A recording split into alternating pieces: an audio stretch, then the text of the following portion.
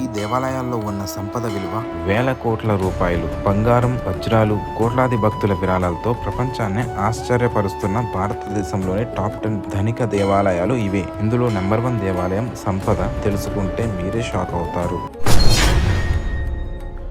కాశీ విశ్వనాథ ఆలయం. గంగా నది తీరంలో ఉన్న ఈ పవిత్ర శివాలయం ప్రతిరోజు లక్షలాది భక్తులతో కలకలలాడుతుంది. ఇక్కడికి వచ్చే విరాళాలు, బంగారు ఆభరణాలు ఈ ఆలయాన్ని దేశంలోని ధనిక దేవాలయాల్లో ఒకటిగా నిలబెట్టాయి.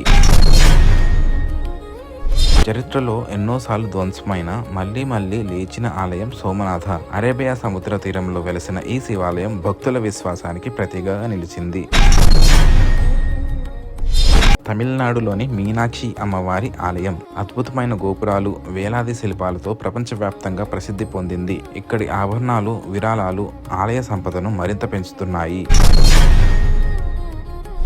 పూరి జగన్నాథ ఆలయం ప్రపంచ ప్రసిద్ధి రథయాత్రకు నిలయం. ప్రతి సంవత్సరం కోట్లాది మంది భక్తులు ఈ దేవుణ్ణి దర్శించడానికి వస్తున్నారు. అమృత్సర్లోని గోల్డెన్ టెంపుల్ పేరు చెప్పినట్లే బంగారు కాంతులతో మెరిసిపోతుంది. సేవా కార్యక్రమాలు, విరాళాలతో ఇది ప్రపంచంలోని గొప్ప ఆధ్యాత్మిక క్షేత్రంలో ఒకటి.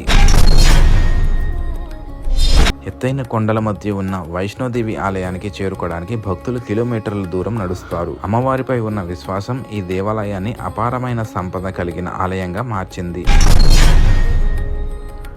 ముంబైలోని సిద్ధి వినాయక ఆలయం. సినీ ప్రముఖుల నుండి వ్యాపారవేత్తల వరకు అందరూ దర్శించే ప్రసిద్ధి గణేష్ ఆలయం. ఇక్కడికి వచ్చే భారీ విరాళాలు ఆలయ సంపదను కోట్లలో పెంచుతున్నాయి. షిరిడి సాయిబాబా ఆలయం. ప్రతిరోజు వేలాది భక్తులు బాబా ఆశీస్సుల కోసం ఇక్కడికి వస్తున్నారు. భక్తుల ప్రేమ, విరాళాలతో ఈ ఆలయం అత్యంత సంపన్న దేవాలయాల్లో ఒకటిగా మారింది. పద్మనాభ స్వామి ఆలయం గురించి తెలిసినప్పుడు ప్రపంచమే ఆశ్చర్యపోయింది.